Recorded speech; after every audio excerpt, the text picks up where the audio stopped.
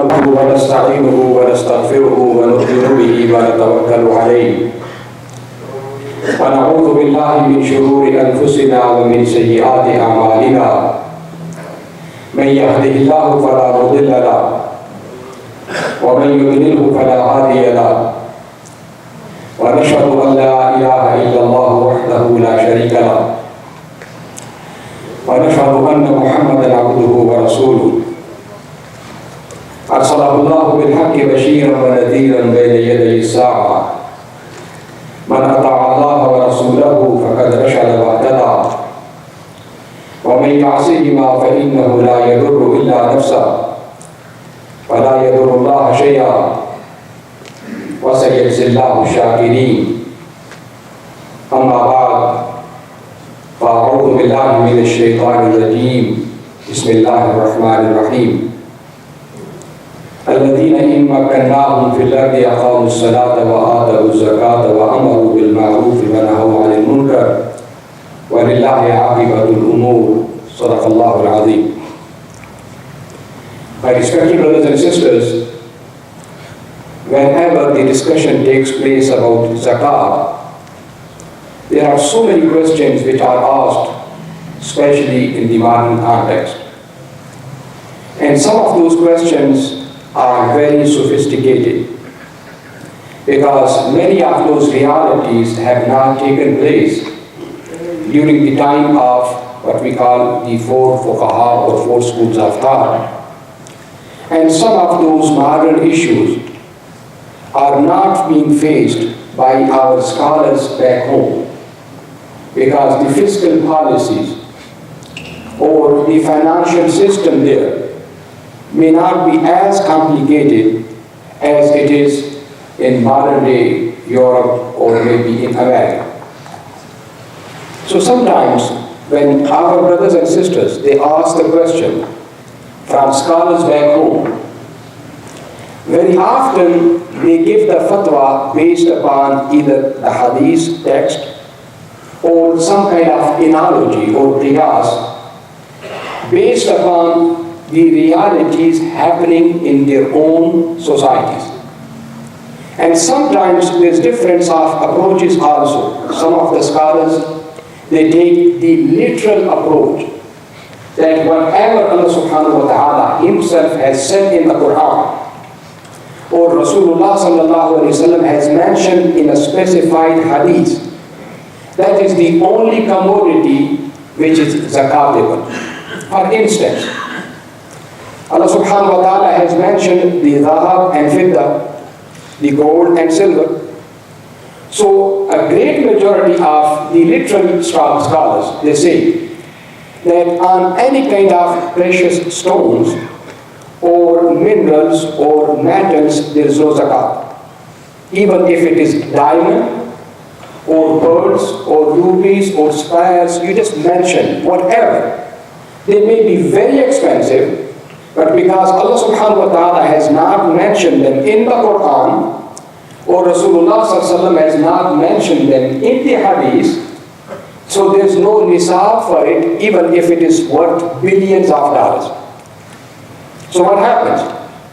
Many of the business people, many of the Muslim brothers and sisters, instead of buying the gold or silver or keeping the money, they go and they buy diamonds and pearls, and sometimes, the 3-carat ruby, maybe you can call it pigeon cut, whatever, I'm not expert in it, would be from $20,000 to $50,000. Some of the diamonds, which is in Smithsonian, is equal to 4.6 kilograms, equal to what sometimes even some of the topaz are 23,000 carats. So they are spending millions of dollars and they are keeping it as the commodity, or they will buy it for their wives or for their daughters and will say there is no zakat on it. But if you have got the 85 grams of gold, then you've got the zakat on it. Can you imagine? Also, the issues connected with businesses. Many of the brothers who own the convenience stores or gas stations or they have got different kind of basically, businesses, they have got this question in their mind: is zakat obligatory upon the inventory, or is it obligatory upon the income I make, or after spending whatever I spend upon the business, do I owe the zakat upon whatever is the annual savings with me? Also, there are questions about 401k. Many times, many of the brothers and sisters ask the question about, what about 401k? I own it, but I do not have right now the control upon it. I can get it, but I will pay 10% or maybe 30% penalty. So it's neither complete milk, al-milk al-tam, complete ownership, nor it is milk al-naqis, which is basically kind of half or partial ownership. So what is the situation? Should I pay the zakat on that or not? Many of the brothers have taken the loans from the bank and bought the houses.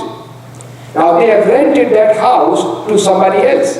They are making the loan payments, and they are taking the rent. So the question is zakat on the total amount or the equity I have got in that house, or is it on the rent?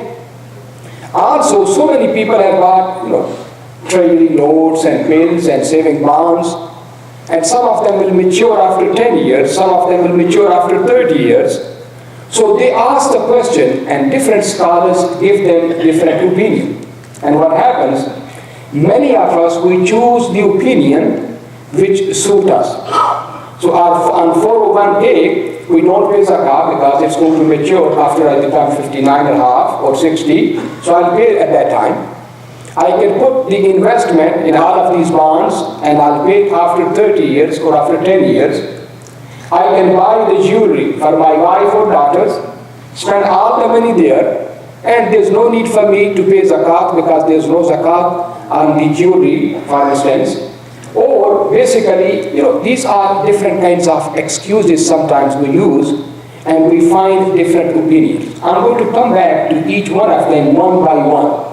But I want to talk about the philosophy so that we understand why zakat is obligatory. And then I'll give you two opinions and give you my opinion and let you choose whatever you want to choose. Allah, my brothers and sisters, somehow we human beings, we are exactly the same way as Allah subhanahu wa ta'ala has delineated us in the Quran.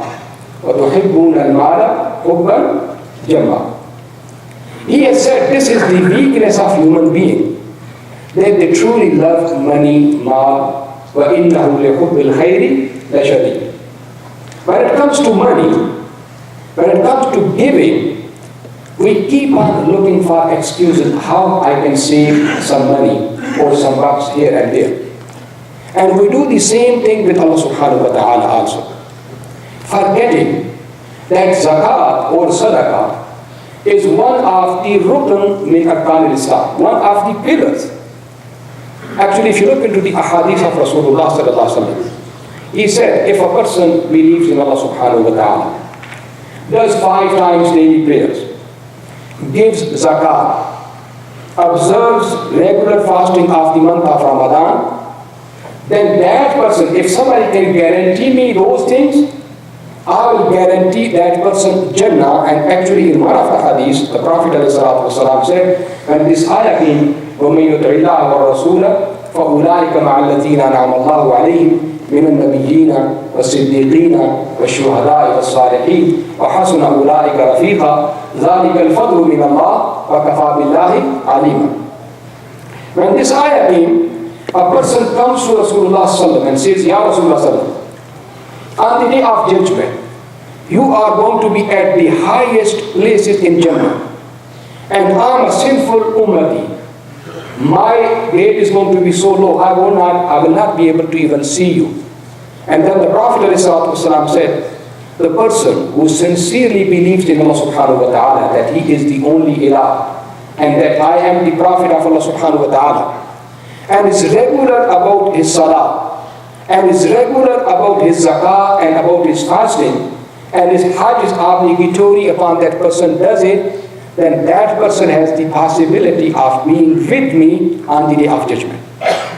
So it's not something which is just a text. This is act of ibadah. And if you look into the ayah, خُذْ مِنْ أَمْوَالِهِمْ صَدَقَةً تُطَهِّرُهُمْ وَتُزَكِّيهِمْ بِهَا وَتُصَلِّ عَلَيْهِمْ إِنَّ صَلَاتَكَ سَكَنٌ لَهُمْ وَاللَّهُ سَمِيعٌ عَلِيمٌ أَلَمْ يَعْلَمُوا أَنَّ اللَّهَ هُوَ يَقْبَلُ التَّوْبَةَ عَنْ عِبَادِهِ وَيَأْخُذُ الصَّدَقَاتِ وَأَنَّ اللَّهَ غَفُورٌ رَحِيمٌ وَقُلْ اعْمَلُوا فَسَيَرَى اللَّهُ عَمَلَكُمْ وَرَسُولُهُ وَالْمُؤْمِنُونَ وَسَتُرَدُّونَ إِلَى عَالِمِ الْغَيْبِ وَالشَّهَادَةِ فَيُنَبِّئُكُم بِمَا كُنتُمْ تَعْمَلُونَ. When Allah subhanahu wa ta'ala ordered Rasulullah to take the zakat, He did not say this is a tax. What He said, that this is the purification. Sadaqatan tutahhiruhum wa tuzakkihim biha. Zakat is not something which is just the due of the poor. This is the haqq of the poor. وَفِي أَمْوَالِهِمْ حَقٌّ مَعْلُومٌ لِلسَّائِلِ وَالْمَحْرُومِ. This is the assigned right of the poor, and the Prophet ﷺ made it very much clear. تُؤْخَذْ مِنْ أَغْنِيَائِهِمْ وَتُؤَدُّ إِلَىٰ فُقَرَائِهِمْ. It must be taken from the rich people of the community and must be given to the destitute, to the less fortunate members of the community. كَلَا يَكُونَ دُولَةً بَيْنَ الْأَغْنِيَاءِ مِنْكُمْ. So that the property or money does not revolve in few hands, and the prosperity is not shared by the greater number of the members of the society. So remember, it is ibadah. Islam stands upon it. Our salvation and najat is based upon it. It is taken as the right of the poor. And Allah subhanahu wa ta'ala says that it is for your spiritual, economic, as well as social purification. The word zakah means an-numu wa tazkiyah wa zakah. That it makes you spiritually grow, and it makes the society economically grow, and it brings the relationship, the balance between the poor and the rich, so that there is no hatred, there is no kind of hate or, basically disrespect towards each other.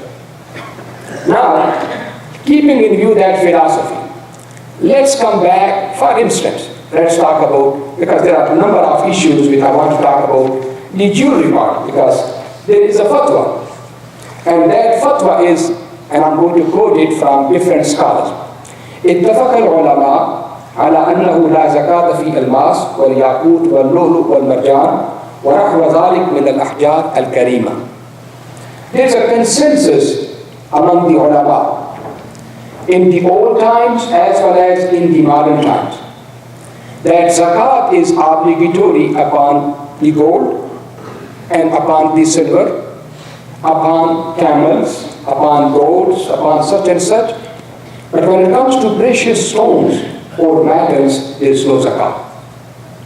Now, my brothers and sisters, I really want to submit it to the community, as well as we have discussed it in so many fiqh forums, that when you look at the philosophy of zakat, it's not on the money itself, it's not on the gold itself.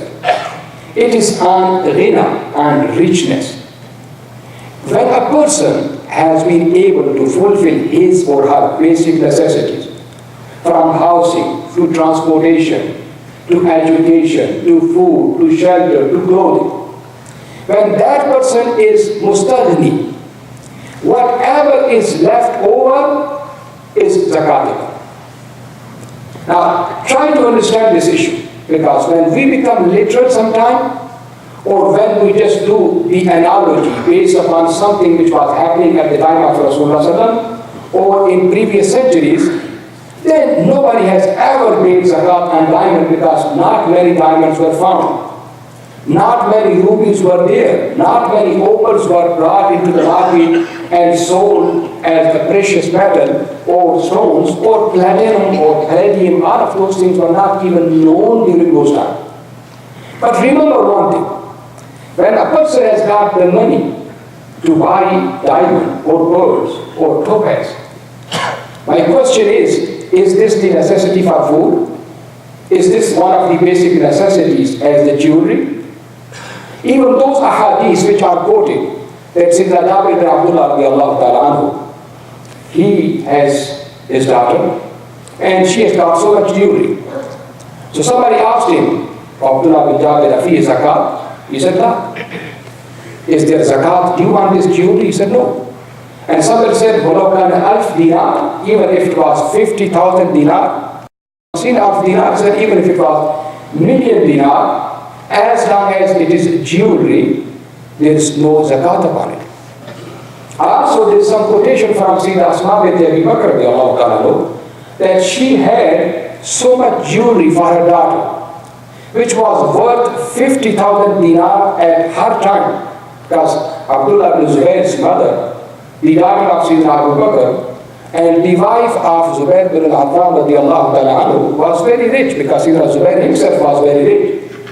And when she was asked about zakat, she said, there's no zakat on it. But wallahi, my brothers and sisters, when you go into the details of those ahadith, when you go into the authenticity of those hadiths, you will see the contradicting reports. One report comes from Sayyida Aisha or Sayyida Asma by herself. Sayyida Asma herself narrates that me and my sister, we went to the house of Rasulullah and we have got some bracelets. And the Prophet ﷺ said, Atwadi zakat fi? Do you pay the zakat on these bracelets? She said, no.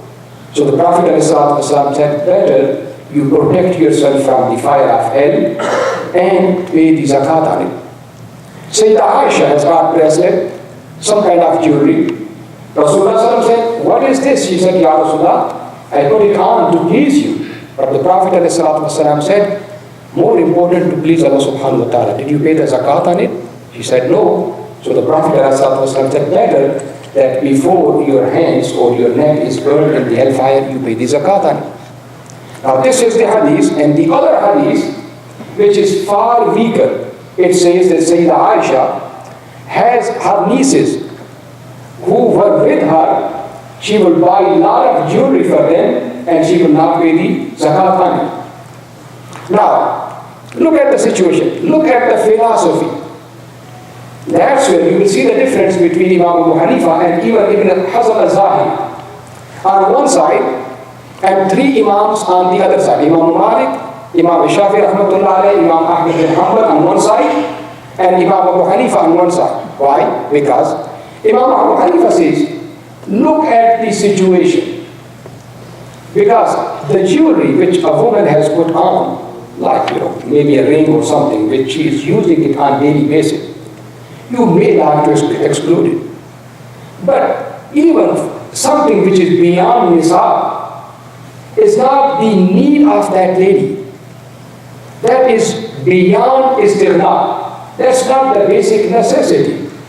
So anybody who has got more than 85 grams of gold or 595 grams of silver, anything beyond it, whether jewelry, personal jewelry, or used on occasions, parties, whatever you call it, wallahi, must be given the zakat, especially from nowadays perspective, my brothers and sisters. And also remember that back home, when our ulama are talking about these issues, they do not have the necessities like in American context.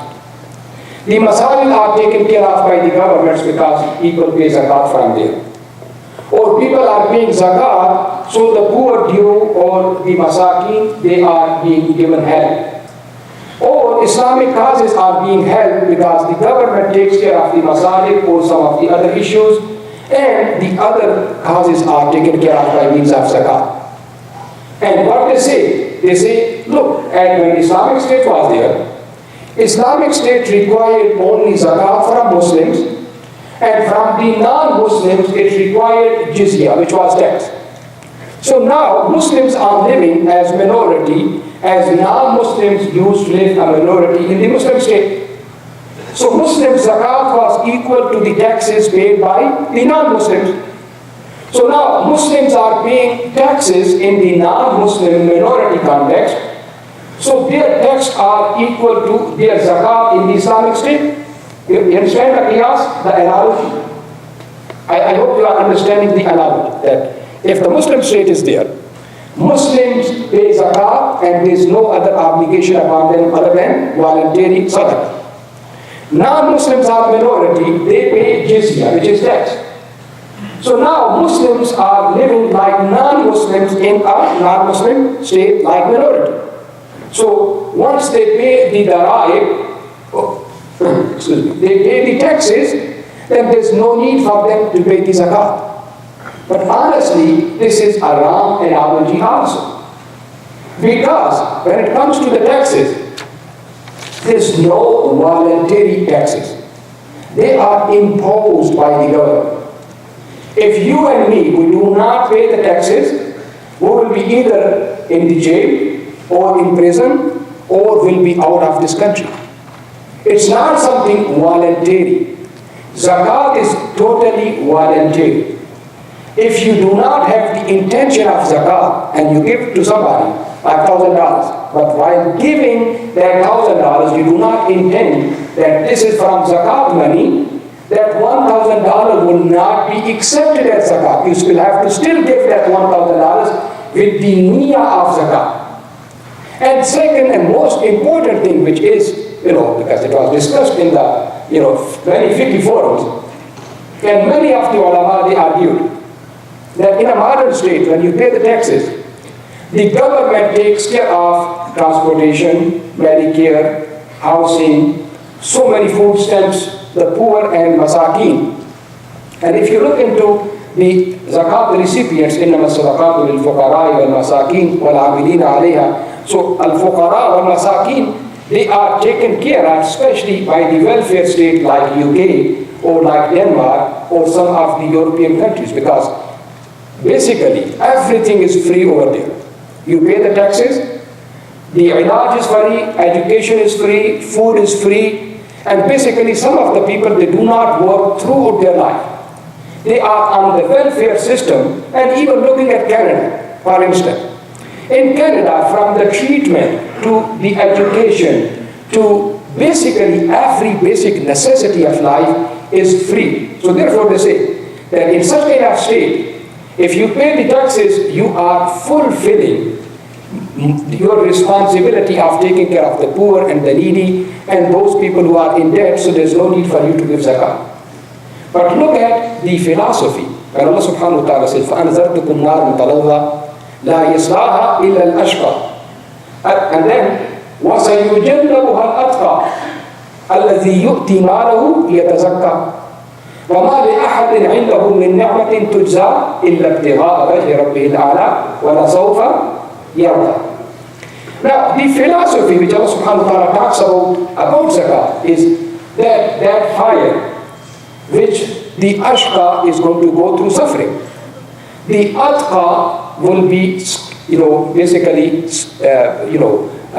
spared of that hellfire. وَسَيُجَنَّبُهَا الْأَتْقَى. Who is atqa? الَّذِي يُؤْتِي مَالَهُ يَتَزَكَّى. Who gives the zakah from his what? From his property, mal, with the intention of purification. الَّذِي يُؤْتِي مَالَهُ يَتَزَكَّى. And what is the most important part? وَمَا لِأَحَدٍ عِنْدَهُ مِنْ نِعْمَةٍ تُجْزَى. He does not owe anything to anybody when he is giving zakat or she is giving zakat. إِلَّا ابْتِغَاءَ وَجْهِ رَبِّهِ الْأَعْلَى. He is not giving zakat because he is expecting some kind of return from the recipient. That poor or that needy will do some favor to me. Actually, if this is the intention, zakat is totally null and void. It's not accepted. But when we give taxes to the government does things for us. All of this infrastructure, all of those things when we lose jobs, or sometime when we are fired, we take the help from the government. Also, when people are unable to take care of their necessities, Medicaid and Medicare and all of those things, even the roads and all of this transportation, they are done from what? From those taxes. There are some things which we are receiving as return. But when it comes to zakat, Allah subhanahu wa ta'ala said, وَمَا لِأَحَدٍ عِنْدَهُ مِنْ نِعْمَةٍ تُجْزَى إِلَّا ابْتِغَاءَ وَجْهِ رَبِّهِ الْأَعْلَى وَلَسَوْفَ يَرْضَى. So zakat must be given only and only for the sake of the pleasure of Allah subhanahu wa ta'ala. This is the zakat which is going to be accepted and not the taxes. So I will strongly recommend my brothers and sisters that when we have these discussions, instead of becoming too rational, too intellectual, having so much discussions of qiyas and analogy, just remember that Allah subhanahu wa ta'ala has warned us. وَتُحِبُّونَ الْمَالَ حُبًّا جَمًّا. When it comes to money, you try to deceive me, you try to find excuses, you try to save too much for your this dunya, but what you do not know is وَتُؤْثِرُونَ الْحَيَاةَ الدُّنْيَا وَالْآخِرَةُ خَيْرٌ. You are going to be needing this money more when you will not be able to work, when you will not have that job, when you will be sitting idle in your cupboard. You are going to be needing it more than what you need right now. So save it more with Allah subhanahu wa ta'ala, وَلَسَوْفَ يَرْضَى, and He will be happy and pleased with you. And when He will be happy and pleased with you, He will make one tamra, one date, like the Uhud, as the Prophet ﷺ said, that when you give a penny in zakat, Allah subhanahu wa ta'ala accepts it in His right hand, and Allah subhanahu wa ta'ala does not have the right or the left hand, but it is out of karam. When somebody gives you something, you do not take it with the left, so that's why as a matter of fact. So Allah subhanahu wa ta'ala takes it bi-yamin ar-Rahman, and then makes it increase and increase, that one iqab or one day will become like the mountain of Uhud. And even then Allah subhanahu wa ta'ala will put the barakah on the day of judgment and give you more. So keep that in mind whenever you are discussing these things, and inshallah in the following khutbahs I will talk about 401k and all of these investments and these inshallah rest of the issues. أقول قولي هذا وأستغفر الله لي ولكم ولسائر المسلمين فاستغفروه إنه هو الغفور الرحيم.